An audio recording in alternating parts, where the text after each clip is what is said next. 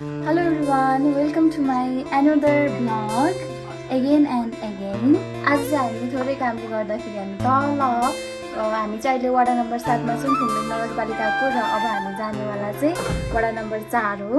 र हामी चाहिँ हाम्रो म र मेरो बहिनीको यात्रा चाहिँ त्यहाँसम्मको छ। यहाँ चाहिँ हाम्रो लक्ष्मी मामा हुनुहुन्छ तर हामी मायाले लक्ष्मी मात्रै भन्छौँ। By by. ल राम्रोसँगले गरौ। हामी चाहिँ यहाँ घाममा यसरी हिँड्दैछौँ। यहाँ छु अनि बहिनी चाहिँ उता छ। यहाँ चाहिँ मर्ने गरी घाम लागेको छ। यहाँ त ठिकै ठिकै छ। अब अझै तल तल चाहिँ झन् बढी घाम लाग्छ। घाम लाग्छ भने हुप्प हुन्छ, गर्मी हुन्छ। यहाँभन्दा गर्मी हुन्छ नि त तल। हामी चाहिँ एकदम रमाइलो तरिकाले हिँडिरहेछौँ घाममा पनि होइन। अनि अगाडि चाहिँ यहाँ बहिनी छ। अनि यहाँ चाहिँ म छु एउटा छाता ओढेको छौँ, हिँडेको छौँ, ओढेको छौँ, हिँडेको छौँ। अब चाहिँ हामीले पुग्नु चाहिँ टाढो छ। हामी त भर्खर यहाँ घरदेखि तलतिर मात्रै आइपुग्दैछौँ। उकालो पनि धेरै छ, ओह्रालो पनि धेरै छ।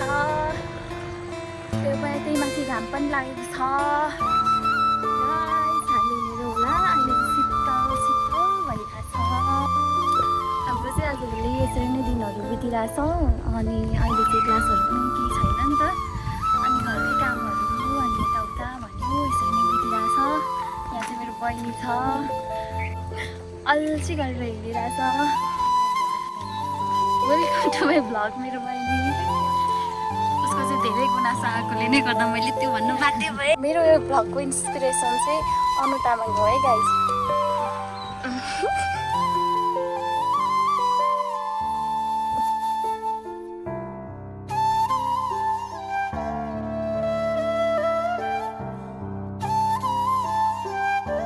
घाम लागे पनि हाम्रोतिर चाहिँ हावा जान्छ बिस्कन।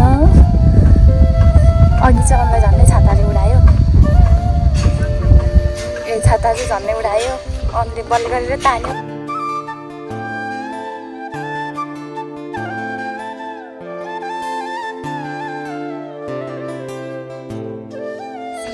सिँढी हामी ओह्रालो जाँदैछौँ। अघिसम्म चाहिँ हावा चलिरहेको थियो माथि। अनि अब चाहिँ यहाँ तल तल आउँदाखेरि चाहिँ हावा पनि चल्नु बन्द हुँदै जान्छ। म चाहिँ योसँग दुईचोटि हिँडेको यो बाटो, अस्ति एकचोटि र अहिले एकचोटि। यसरी बसेको छौँ हामी अनि सुरुरुरु चिसो हावा आएको छ। चाहिँ तल थापेर हिँडिसक्यौँ अनि बहिनी चाहिँ यता छ। उसले चाहिँ इनर्जी ड्रिङ्क खाएर हिँडिरहेको छ, म्याक्स टाइगर। हामी चाहिँ अझै कहाँसम्म जान्छ।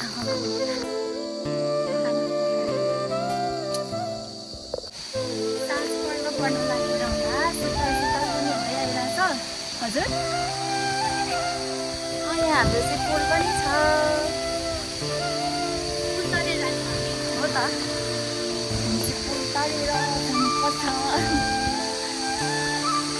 अरू चाहिँ फर्स्ट टाइम यो बाटो हिँड्दैछ अनि म चाहिँ सेकेन्ड टाइम।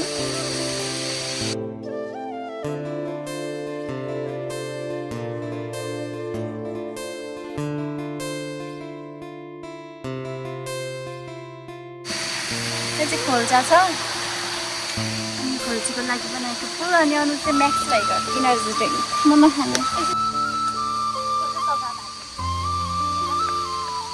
यो चाहिँ तिनबारी भन्ने ठाउँ हो। अनि पहिला आउँदाखेरि चाहिँ मलाई के लागेको थियो भने तिनबारी भनेको चाहिँ 3टा घर होला भनेर म चाहिँ कति हिँड्थेँ क्या सुरु चाहिँ आउँदा। तर खासमा चाहिँ होइन रहेछ। पहिला चाहिँ बर थियो अरे, अहिले चाहिँ छैन। यो चाहिँ सानो चोक जस्तो रहेछ। यस्तो राम्रो छ है हाम्रो ताप्लेजुङ। एकदम राम्रो छ, too much very beautiful. Taplejung चाहिँ यस्तो आनन्दको ठाउँ छ। एकदम सुनसान मजाको प्लान्टहरू कति धेरै भेटिन्छ जङ्गलमा। सकेसम्म ताप्लेजुङै भएर जानु। अनि त्यो पनि सक्नु भएन भने ताप्लेजुङको मान्छेसँग बिहा गर्नु।